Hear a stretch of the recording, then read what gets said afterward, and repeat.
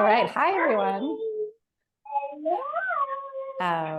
Thank you so much for being here. I'm so excited to meet everyone. And I love that we all had a chance to introduce ourselves and just say where we're from and our businesses, because I think sometimes that can be missing in these events, right? We don't get a chance to really connect with each other and share a little bit about ourselves. So I'm in Mill Valley, so Marin County, also Northern California. And my name is Allie Dunn, and I'm a mindset and leadership coach for professional women, executives, and entrepreneurs. And I am here to talk to you today about the Enneagram, which is really one of my favorite frameworks. I discovered the Enneagram several years ago, but only became a practitioner in the last year. And for me, one thing that I've noticed with women, whether it's personal, professional, or business, is that mindset piece is one of the things that's holding us back from growing in our businesses and really achieving our goals. So through the Enneagram, through that framework and learning about your type is a really easy way to be able to push through your roadblocks and succeed. And it sounds like, how could something that's just, from a psychological perspective be so simple? But there really is something about being able to align or identify yourself with a type and then learning about that, learning about your superpower and moving through. So I'm going to do the presentation.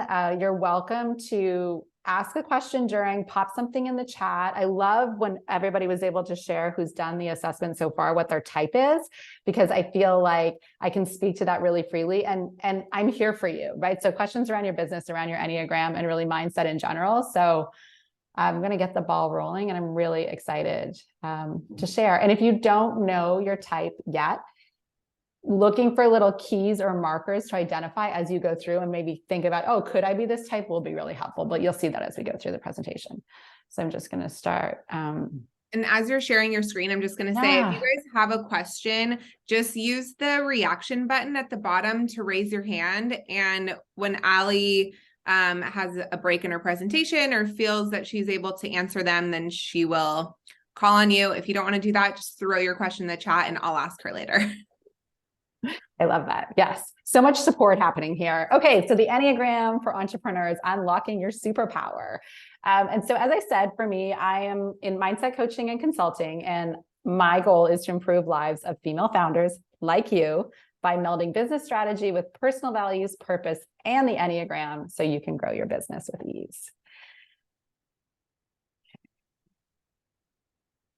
Okay, so why the Enneagram, right? There's so many frameworks out there. You might have done Myers-Briggs, you might do via characters. There's so many different ways to, learn about ourselves. But the Enneagram is great because what it does is it measures motivation, right? So the way that we behave and how we operate stems from how we are motivated. So each of the 9 archetypes has their own motivation and has their own breakdown of their strengths, their weaknesses, and their blind spots. So you probably did the free assessment, which is a great overview of the Enneagram. But if you're curious and you want to go deeper, the assessment that I use with my clients is this IEQ9.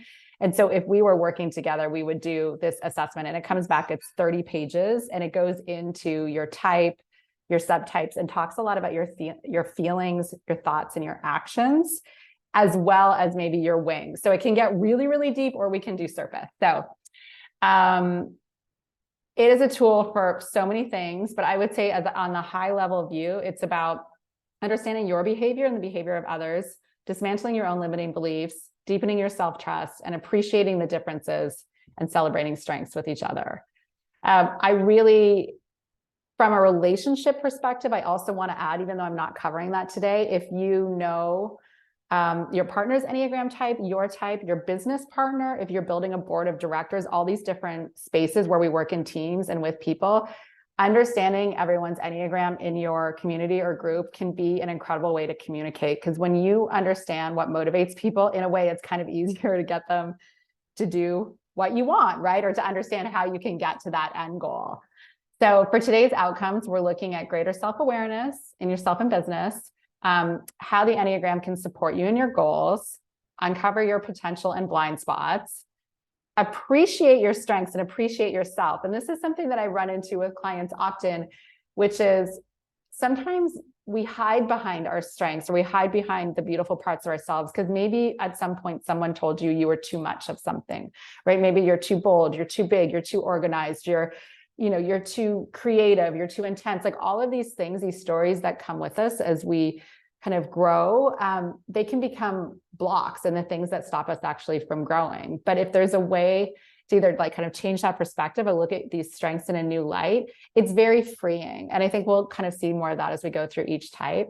And then also just this connection piece, right? So whether it's in the chat or with each other, after I finish the presentation too, like how we can learn from each other and connect more through the Enneagram. Super fun.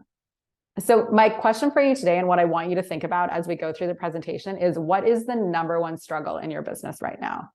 I've listed some things that, many things, right? So you probably identify with several of these things, but is it the big picture vision, right? Have you sat down to do your 2023 vision yet? Is this a struggle for you?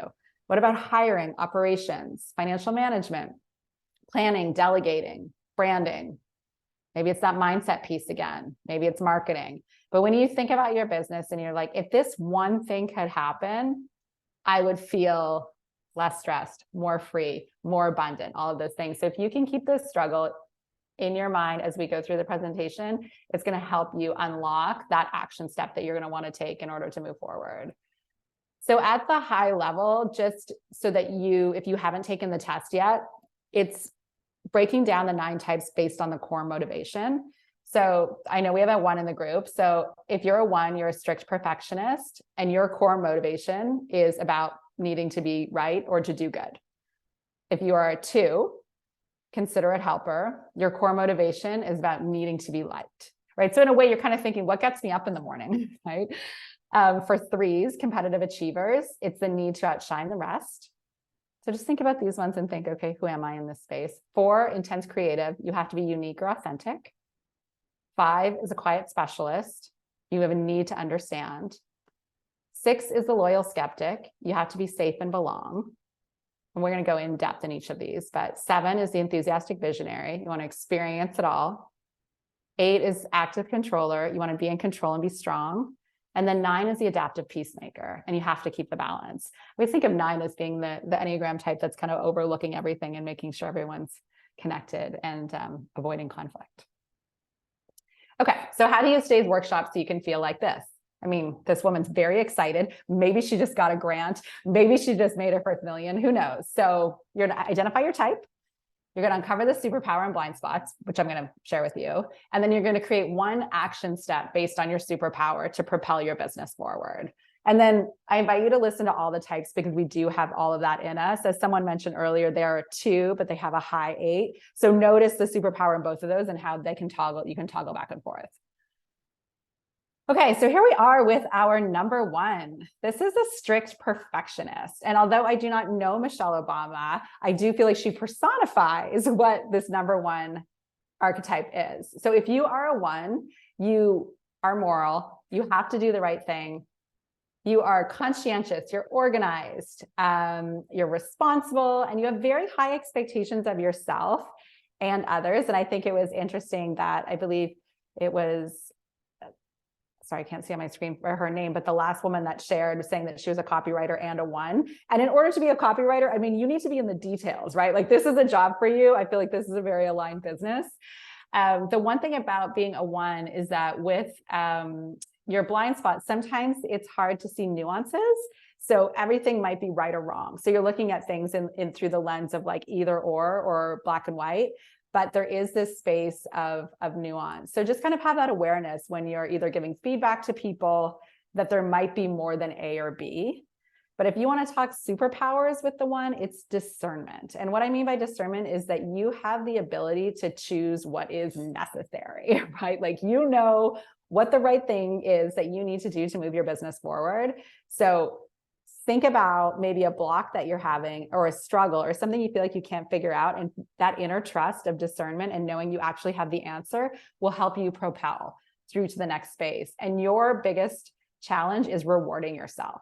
So as a 1, you think, okay, I did this, I'm going to move on to the next and check that box, and actually discerning it, doing it, delegating it, and then rewarding yourself is really the greatest gift you can give yourself as a 1. Everyone needs a 1 in their life. Okay, number 2, considerate helper. So we have Jennifer Garner here, that she definitely personifies this person who is a helper, who is a giver. They experience love. They are externally focused. They're focused on relationships and helping others. They're caring, supportive, thoughtful, and compassionate, and they're people-centered. And the 2 is one of the only Enneagram types that I notice have people do change sometimes, specifically in the caregiver or maybe motherhood space. A lot of times, if you were to take this Enneagram test when you first maybe had a child, or maybe you were caring for a parent, because you're giving so much, it can show up that you are a 2. I have seen people change through 2s. Most often you stay the same throughout your life, but this is the one that I feel like can change. And the thing with being a 2 is that you're so focused on others that you can repress your own needs, right? So it's like that kind of giver syndrome. So you're giving and giving and giving to everyone, and you're forgetting about yourself. And sometimes you can even give unsolicited advice when people aren't asking for it. So with the 2, sitting back and listening and maybe not advising, but your superpower are relationships, right? Relationship building, relationship connecting. You have the magic touch when it comes to anticipating needs and creating connections. So when you think about that piece of that you're struggling in your business, how would using your relationships make that change happen, right? So who is in your network? How can you bring in your community and kind of put that vulnerability piece on the shelf about asking for help? Because it's really easy for you to give help, but it's really hard for you to ask for help. So think about that piece. And your superpower is your relationship building. And you have built this trusted network. So leaning into them is really going to help you take your business to the next level. Number 3, we've got Miss Beyonce here, my personal hero. We have the traits of a competitive achiever. Okay, so if you're a 3, you are efficient, you're well-adjusted, you're driven, you're competitive, ambitious, pragmatic, results-oriented. You get it done. So 3s definitely are great at checking the boxes and have that feeling at the end of the day of, I check my boxes, I feel good, you know, the world, everything is in order because I'm succeeding in checking the boxes. The blind spots with a 3 is that a lot of times they can over-identify with their image, and it's really important for them to be seen as successful, and it's really easy to let go of some of the other things that matter. So sometimes you can see it as like, you know, successful life, successful business, all this thing, but deep down, a 3 might actually crave a nomadic life. They might crave like creativity, but are unable to express that because of the way that they want to be seen. But their superpower is that they're adaptive. So they're really adaptive in their business. And I can give you an example of a 3 that I work with. In her business, she originally started a company that was about a children's product company, and her marketing was towards the moms, you know, buying these products for their kids as they aged. And she noticed that there was a drop in her sales. And because she was able to be adaptive and flexible and started looking at the details and the numbers, she realized that actually the buyers were gift givers, right? So it just ended up that she was able to look at that and say, okay, I'm flexible, I'm adaptive in my business, and now I'm going to change my marketing and I'm going to tap into that audience that I actually have, which are the gift givers versus the moms themselves. So being adaptable is a 3 superpower. Okay, number 4, we've got Billie Eilish here. I mean, intense creative. So you are an individual, you are an artist, you're a romantic. I mean, you are beautiful and sensitive and intuitive, idealistic, empathetic, and highly creative.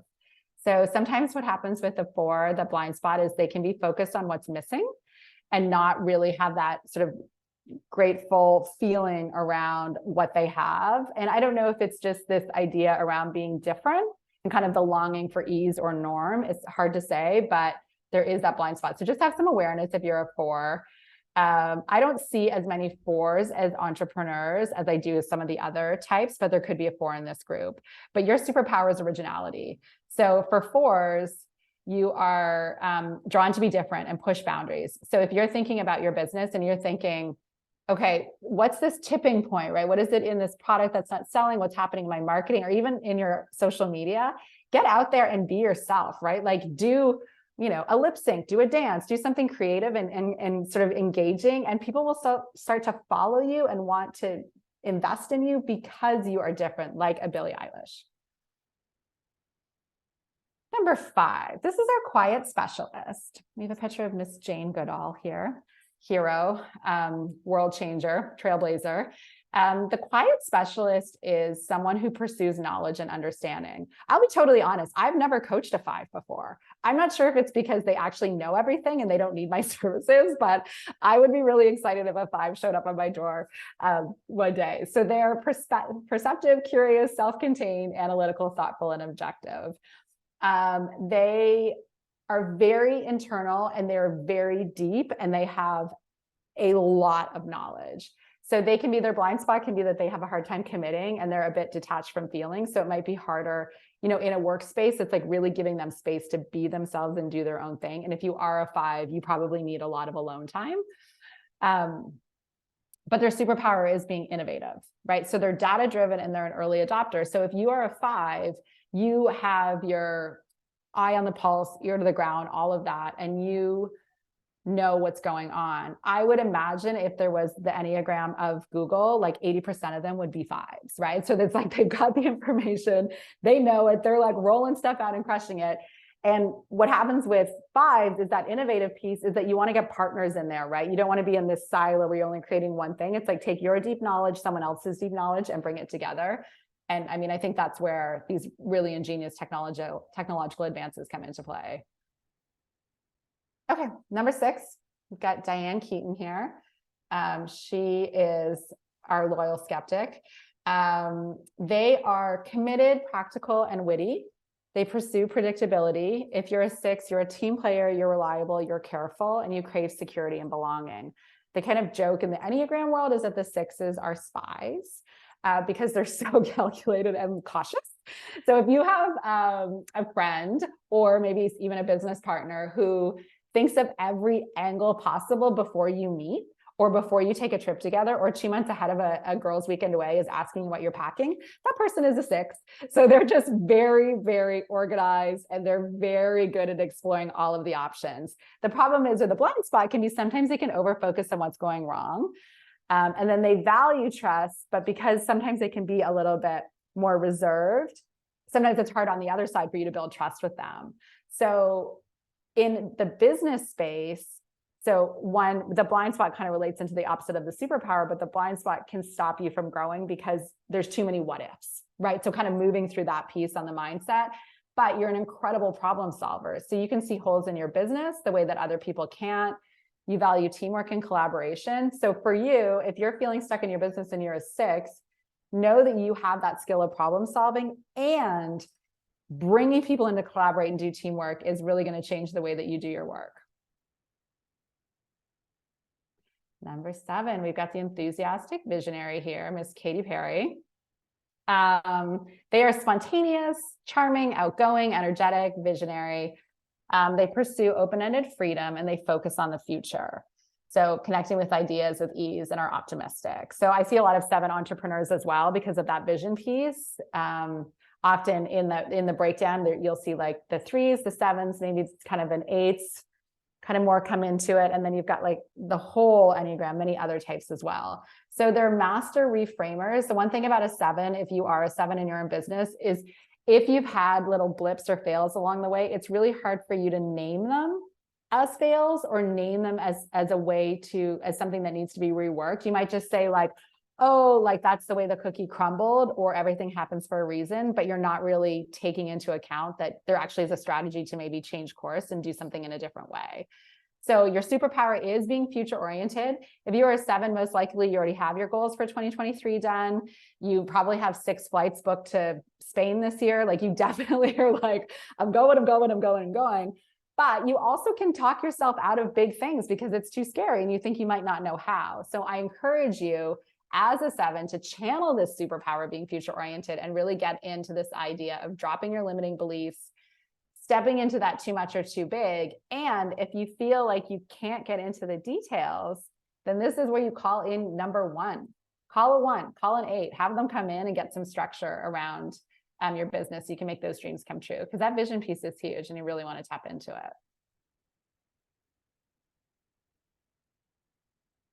Number 8. We have got a few 8s in the group today, so I'm really excited to talk about them now and talk to them as well after. So the 8s, we've got Miss Serena Williams, definitely a powerhouse. When I think of 8s, I think of leader, I think of rock. They trust their instincts. They love a challenge. They're really good at making decisions, and they're direct and driven. The one thing about 8s is sometimes their pace is so fast, they have a hard time giving space for other people to kind of join the club or come in at their own pace. So it's like everybody comes to things with a different level of creativity and mindset and thought. So I think with an 8, the work there is just to appreciate the differences and give time for people to catch up. But they're super action oriented. So again, you want anything done, bring an 8 to the team. If you want R and 8, I feel like here we've got why feel when you can act, right? They're super doers. So throw the feelings out the back door, get into action. But you can step in at any moment to get things done. So if you are an 8, I'm curious if there's forgotten parts of your business or personal that need to be sprung into action.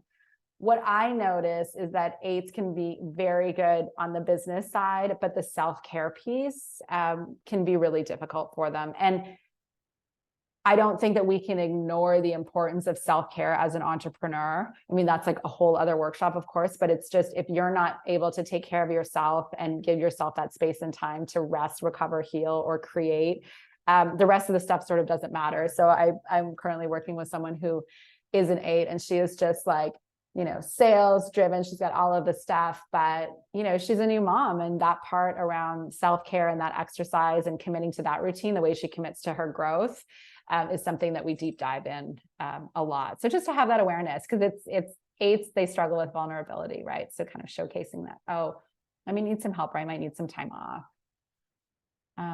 And so then now we've got our adaptive peacemakers. So this is 9, Audrey Hepburn in the corner, amazing actress and humanitarian. And as a 9, you want to keep the balance and pursue harmony. So you're a peacemaker, you're a storyteller, you're a listener, and you're masterful at bridging ideas or groups.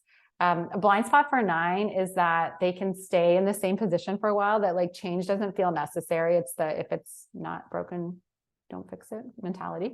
And also fear of conflict. So if you have a staff and you're a 9 and there's things that you want your team to work on, or be partner, children, whoever it is, sometimes you might be saying in a roundabout way and it's not actually clear. So you're not really going to get the results that you want. So leaning into the 8 person is like, how can you be more direct and say what you need? I also think of like Brene Brown in this space and think of clear as kind, right? The more clear that we can be or kind in our communication, I think just like the greater reward and return for all parties are involved. So that's some kind of soft advice for the 9.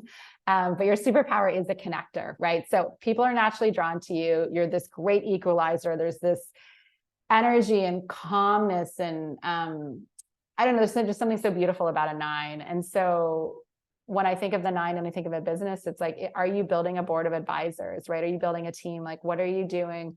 How are you bringing key players in your life together to kind of form this, I don't know, united space? So that would be like your challenge, is to do the ask, get these people involved, but just know that you're a connector and people actually rely on you for that. So thinking about all that we just learned and thinking about this like reflection piece, what resonated with you today that you saw when we went through the slides? And then how might your Enneagram type help you get unstuck so you can move through the roadblocks? And then how does it get in the way? Because the one thing that's kind of interesting about the Enneagram is that, yes, we are a certain type, but sometimes the important work actually comes around what we're not, right? So what we want to lean into. And so we can talk about that more together as a group, because I have a lot of examples about how that can, how you can lean into other types in order to kind of bring a more whole perspective to your business and yourself. But I do want to ask if there's a story that you had about yourself or your business prior to this workshop, and if there's a new reframe. And that circles back to what I was saying just about the ways that we can view ourselves as not enough, or the stories that we have heard. And I just think leaning into your Enneagram type can kind of open up a new world for you and give you permission to be yourself. So thank you so much for this part of the presentation. All of my information is here. You can find me on social media. I work in 6-month coaching foundational packages that include, values, works, business strategy, purpose, and the Enneagram. I also do team building, and I do offsite and retreat coaching. So I'm going to stop sharing my screen and come back. I have a quick question. So Yeah. I've heard of this like wing number. Like, what is the wing? Is it like your just second number that's high up there? Or what's the? Yeah. So I think, and it's interesting because there's so many points of views on it. So I'm trained in one, particular program in one space, but really, the wing is essentially which side you lean towards, because they're actually quite different. So for me, I am a 7. So I'm vision. And for me, I have an 8 wing, because I also am quite direct. I do have that doer part of me. And I feel like there is this, I have a pace thing where I kind of expect people to come along with me. So I really identify with that part of the 8 versus the 6 being more of that planner, really organized, exploring all the angles, problem solver. That's less me. So I would say that I would be a 7 wing 8. Got it. Thank you. You're welcome. Does anybody have any questions or want to talk through their number, or like any takeaways or thoughts? I love that. I am so an 8. I have always been an 8. Like, I used to do super poorly on tests because I would go through it so fast and make such stupid mistakes along the way. And like, I've always been that way. Because you're like, I'm going to get it done. And what I love about the Enneagram is that when we first started talking, I knew you told me you were an 8. And so I was like, boom, great. I know what you need. Right. So it's like, I was like, okay, I know I'm going to be prompt and I'm going to respond and we're going to get this done. And it was just, it was really great where it's like, knowing, say, if I was working with a 2, then I feel like there would be okay, like, how can I help you? How can I support you? What do you need? Right. Or what is this person not asking you that they really need? Right. So I just love it as a way to connect with both people in business and personally. I mean, it's super fun. I almost think it would be great if we all had a badge that said what our number is. I know. I love that. And it's almost like, like the 5 love languages that you do. I feel like this is just something else that should be done. That should be just super normal for everybody to know. I agree. And there is, you actually now can do a couples Enneagram. So I do have a couple of clients that I'm working with and I've done it with my own partner. And it's a full report on how you connect, how you talk to each other, how you see each other. It's completely fascinating. And in my experience thus far, completely accurate. And I highly recommend, because again, back to that motivation piece, if your partner is motivated by success and you're motivated by harmony, you're like, okay, how do those 2 unite, right? How do we work together? How do we understand each other more? And again, partners in business as well. Yeah, I love that.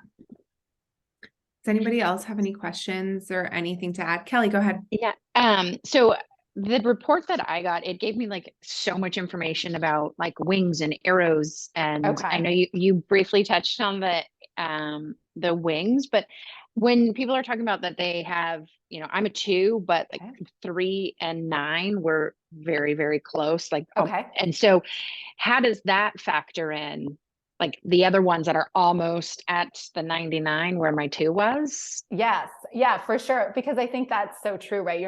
Some people really resonate just in one and then the rest are not there. But when you think about that, it's thinking about these pieces that are part of you that you want to honor, right? So as a 2, there's probably a natural inclination for you to help people and support, even in the nature of your work, right? There's I see this 9 community piece, right? I see this like, okay, I'm kind of wanting to be a connector. I want to be like a bridge builder.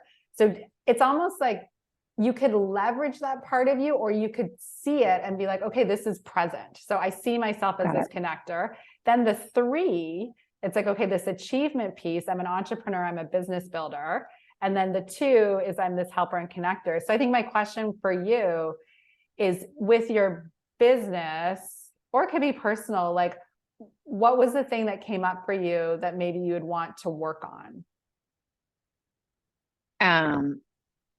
Like the planning of 2023. It's been on the to-do list for 3 weeks now. Great. Yes. Okay. So thinking about that, I love that. So it's like you can apply this question or struggle to any of these numbers, right? So as a 2, I'm wondering, and let's just like walk through it. So as a 2, with being a helper, what's preventing you from getting this done?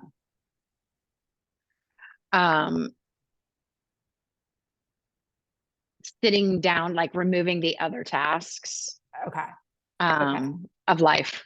Okay. Yeah. So, all of that other stuff to sit down and actually do it. Okay. So you need the power to sit down and do it, which means you need to be able to put your needs first and say no to everyone around you, right? So insert kind of boundaries as 2. Now, as a 3, with a desire to be successful, how might that motivate you to get this done? I see how, so you apply that question to within each. Okay. Yeah, because it sounds like, if I was to just throw this out there, that if you do this, this will leverage your business and your personal life, and you'll have a more successful year. And then as a 9, if you do this, you'll be able to bring harmony to yourself, because you will not have this on your list, and maybe harmony to either your family or your community as well. So kind of applying that in each of those spaces. All right. Thank you. You're welcome. I'm excited for you. It'll feel good when you get it done.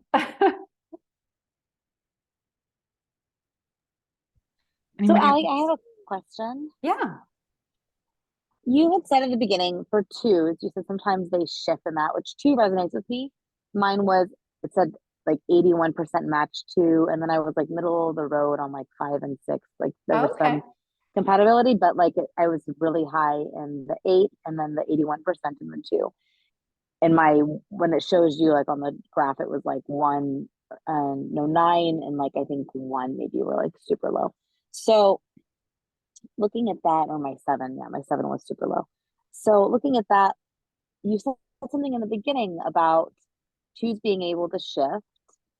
And I'm wondering, does that, like, and you said something about motherhood, and I just recently became a mom in the last couple of years. Okay. So would it have been different possibly if I had taken it a couple of years ago before I had my son? Or it's possible. Like and this is not, something that I've known from like a data science point. It's just more from what I've seen, that 2 has shown up more in the mother space. Like I have a client who was a 2 for a certain amount of years, and then her children are older now and she's a 7. So it's like, did the 7 kind of show up in the underworld, through that time, but the 2 came up? I think the question for figuring out, what to do with this information, when you think from a motivation standpoint, is it about kind of servicing others? Like, what would you say your core motivation is? Yeah, so it's definitely about servicing others. Everything you said about connection is accurate. Like I have a lot of friends that I'm not even like really friends with anymore, but that I've connected people all over the place. People that I've connected them as far as even they've gotten married and things like that, and are still married. My mom is still married to her husband. So it's very much connection relationships. It's very much all of that. In the beginning, though, you said they like to be liked, which was interesting, because one of the things that prevents me from showing up in ways is, I think, especially on social media and things like that, is that likeness factor. And so it's almost like there's as a 2, and maybe there's other 2s that experience this, there's almost like a competing where and in the thinker, planner, doer, helper, I'm high helper, low doer. And my suspicion after that was kind of like, oh, I bet you my doer would be higher if I wasn't so much engaged in fear and some of these other pieces that were holding me back. And which is very high 8, right? Doers are 8. So it's very interesting to kind of put all the puzzle pieces, like Myers-Briggs, I'm a campaigner. So putting all those pieces together, it's interesting in the dichotomy of holding space for something, like you were saying, your superpower can also become sort of this sort of blindsided weak spot. And that part of me is like really frustrated and that I'm not serving, because as a helper, as someone that wants to be of service, as that being my primary sort of why, in a lot of ways, my 2 and that sort of likeness factor and some of those pieces end up preventing me in moving forward in my business and showing up in ways that I don't know if that resonates with anyone else there. I'm sure a lot of people could identify with. I mean, in general, visibility is just something that I think we all struggle with, and some people just on varying degrees of. But I do think that that piece, again, I'm not sure what that looks like for you, or how much, or what the change would be in your business if you were to step into that space of massive vulnerability. And it's okay not to be liked, or it's okay to kind of put myself out there. But I think that space is hard, because it's also, as a 2, you're often just used to putting other people's needs ahead, right? So in a way, it's like flexing that fear muscle. It's just not quite built yet, because if most motivation is just putting others first, or putting others in the spotlight, then you haven't even had a chance to put yourself in the spotlight, right? Because it's kind of just easier to sort of meld or hide or whatever it is, because you're like, people need you, right? Like, you are needed, you are loved, you are cherished, all those things. So in some ways you're like, why would I step out of that, right? Because then I'm going to go into this space of sort of who knows. So I wonder, yeah, I often think of like practicing a lot of self-like and self-love versus like the external piece too. So yeah, I love that your reflection though, and I'm sure people can relate to that. Yeah, thank you so much for that, Sherry. I appreciate it. You're welcome. Aaliyah asked a really quick question, then we'll go to Nancy. She had a 3-way split between 3 of them. Should she take it again, or what are your thoughts on that? That's a good question. Okay, did she just put hers up there? What do we, is it I'm like, do I need 1, 3, and 8? Yeah, 1, 3, 8. Okay. Yeah. So it's interesting, because I'm not sure, especially because this test is fairly, it's sort of the more simplified version, right? If you retook it, I mean, yes, I say retake it and see what happens. If you retook it, you might get similar results. I think what happens is, and we know each other, so I can definitely give you my assessment, is I think taking away from this, I'm seeing you as a 3. When you go deeper into the Enneagram world as well, there's subtypes for each type. So there's someone, you're either a self-preservationist, you're a one-on-one, or you're a social. So that can also more deeply define. So I think if you did a more in-depth test, you would probably clear a little bit of those waters. But I think it's something really interesting about all those types, because as a 1, 3, and 8, I mean, you're kind of stacked with this sort of business acumen, right? And a lot of these are kind of doers and being organized and all of that stuff. So I think maybe thinking about your business as you move forward, like, what is the motivation behind your business, right? And is it this idea of, leadership in your space? Is it, success driven? What are the metrics, that kind of thing, and explore. But it's really playful. I mean, I think you can take a lot of different tests and see, but I'm feeling a 3 vibe over here. Nancy, go ahead. So You're welcome. I feel mine came out a 2, 8, and a 1, Okay. which were very equal. And I feel like I'm putting myself in direct conflict with myself, Right. with all of those, right? Because the piece, with 2 coming out slightly higher than the 8, and then I like to get things done, but then 1 saying I better be, paying attention to those details, but sometimes an 8 doesn't allow a 1 to come out. Yes. And I find myself, in conflict with just trying to move forward because of that, getting things done, taking control, doing what I feel is right. But then the 1 kicks in, but then that when I come back to the 2, which is want to be liked, want to make sure that I'm doing right by others and being caring. It's sometimes I can just find myself and it's, just this vortex and not able to move forward at all. It's almost too much information, right? So it's thinking about Too much. how, Yeah. And if you could like kind of, because in a way, there is this self piece of like self-identifying, right? So when you think about those 3 types, is there one that, in your body, you're like, I think that's me? I think I lean more towards an 8. Yeah. So I think it's just that piece. It sounds quite simple, but it's almost, okay, what would it be like to embrace that part of you and identify as an 8? and then maybe make some Mhm. decisions or adjustments from there. Because I think that all of the parts can be in us. And you don't want to feel like you're in conflict, because it comes back to that core motivation, right? So to kind of be a leader, be in control, is that core motivation for you versus being liked or a helper or being right, kind of that balance. So I think that you and Ball will have some conversations over that. And some eightness. You're welcome. Kimmy. Hey there. So I am a 1 and I'm leaning towards an 8. So a lot of what you said absolutely resonates with me. So I do wonder, because I do have to tell myself, take action over perfection, because I'm worried about, I got to get it so perfect, or else it's not going to be good, all that jazz. But then also just in life too, because I like to serve and I like to be kind. So the 8 kind of comes out, and then I end up, you want to help people, but then it's like, well, how do I say this so it's so nice and I don't hurt their feelings and all this stuff. So what's like the best motivation I could probably give myself to really do the things I need to do, or is what I'm doing pretty much like a good thing? And I'm going to mute it because you're going to hear my 4 children. Yes, I love it. It's really interesting. I think one of the things about being a 1 and the desire for perfection is the fear of being wrong, right? So the fear of what happens on the other side. And so I would actually say that is the challenge, is to almost unidentify with the 1 in this space and push yourself through.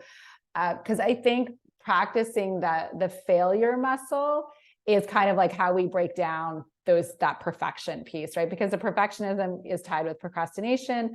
There's lots of fear in there. So I would say, maybe in small steps, but like permission to just hit send. I mean, also again, because you're a copywriter, so like, how do I find this balance? Not actually with the technical work, but maybe just allowing yourself a little bit of playfulness, a little bit of freedom, a little bit of, letting it go, at least in some areas, so that you don't feel as like maybe tightly kind of controlled in all of your spaces.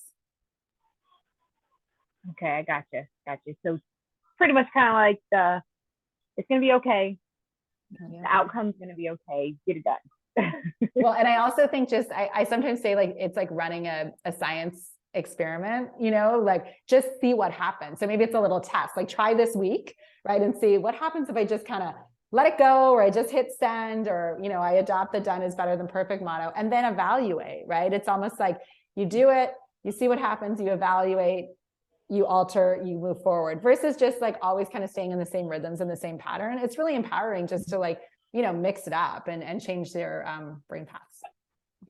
Okay, gotcha. And I know I did have to do that, because my website, I was like, I'm not putting it up, and I was like, you know what, I'll put it up and I'll keep working on it because it's not done. So I just did it anyways, and it bugs me, but it is what it is. And that's the thing about being an entrepreneur, you're welcome, is the fluidity piece, right? I always think, when I get to this, I'll be done, right? This is the story we tell ourselves. One day when that I will close the book and then it'll just run itself. No, that's never happening, right? So you're always updating your website, your social, your product, your prices. So I think having that kind of adaptable fluidity just takes that pressure off of always being right or always being perfect. Thank you so much. I appreciate it. I love it. Does anybody else have any final thoughts? We have like 5 more minutes or so. I was just saying that Lindsay here had said, so hard as an entrepreneur, I feel like my business is at stake if I don't do something perfectly. Yeah, for sure. Is there one area in your business, Lindsay, that you could maybe dial back the pressure pedal? I have no idea.